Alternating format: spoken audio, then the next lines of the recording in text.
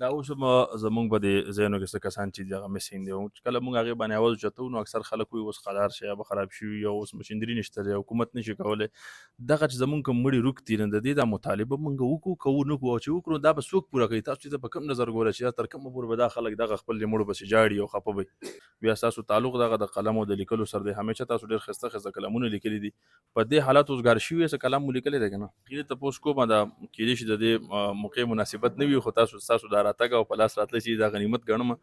ما وکتئ نږدې نه مې اوس فالو کړی چې یاره دونه لوی نوم دونه لوی شخصیت او دونه لوی سادګي ډېر لوی تضاد نه دی نو زه خو جی نه یم پوه زه خو بس دغسې ستاسو په شان سړی یم او چې دا نه وي نو بیا به زه څه لیکم ډېره مننه جي ډېره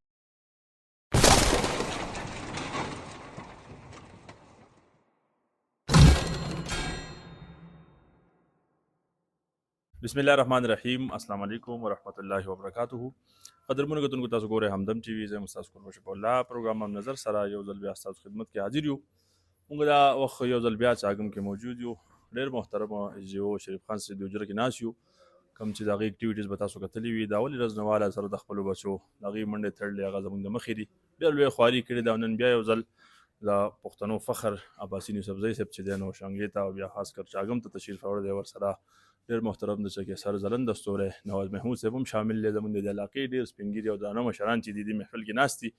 تھینک یو سر ډاکټر صاحب ډېره مهرباني چې تاسو شانګلې ته راغلی دې نه مخکې خو اکثر تاسو ذکر کړی دی چې په خوشحالۍ راغلی یم خو دا نننی راتګ ستاسو د خفګان دی بیا هم درته خوش آمدید وایو رالی څه بل غواړئ الله هم خوشحال لره بس دا ده چې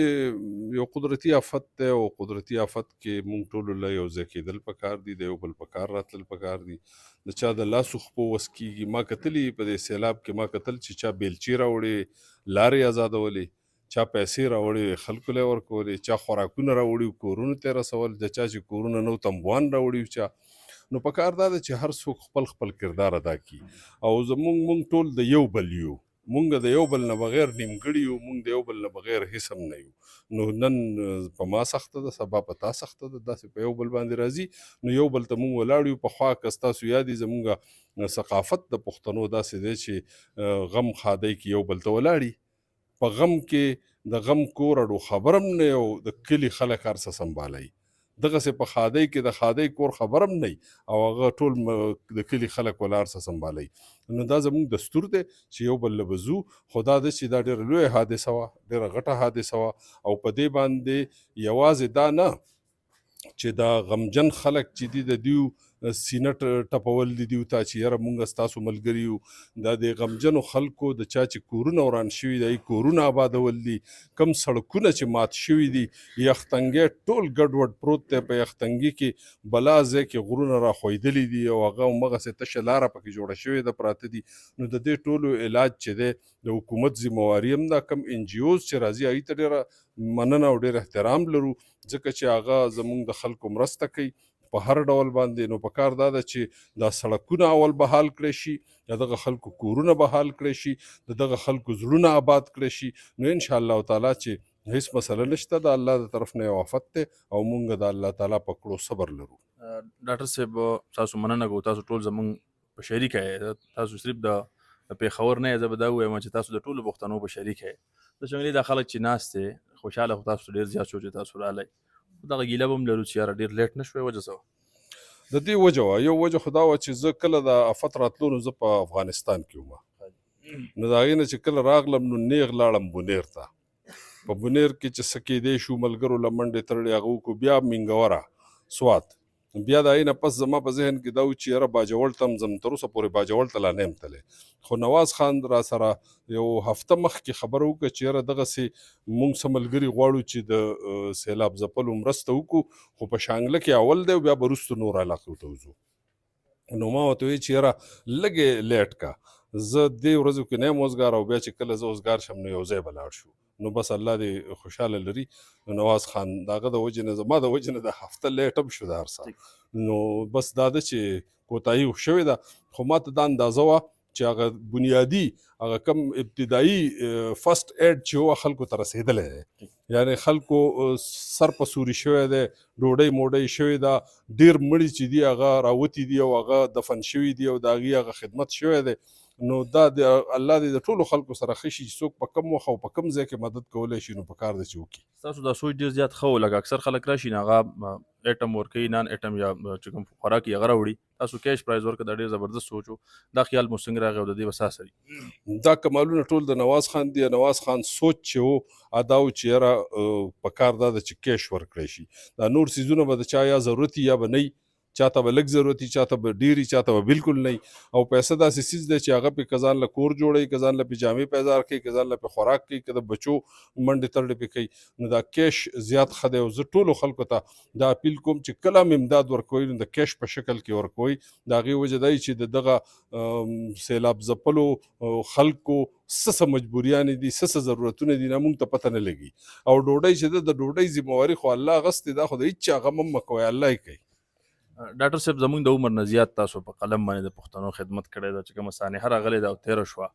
او خلک دغه سانحې نه چې دی تاسو په خپله وکتل چې اوس هم د خلکو هغه مړي ورک دي، بیا ستاسو تعلق دغه د قلم او د لیکلو سره دی. همیشه تاسو ډېر ښایسته ښایسته کلمونه لیکلي دي. په دې حالت اوس ګار شوي څه کلام مو لیکلی دی که نه؟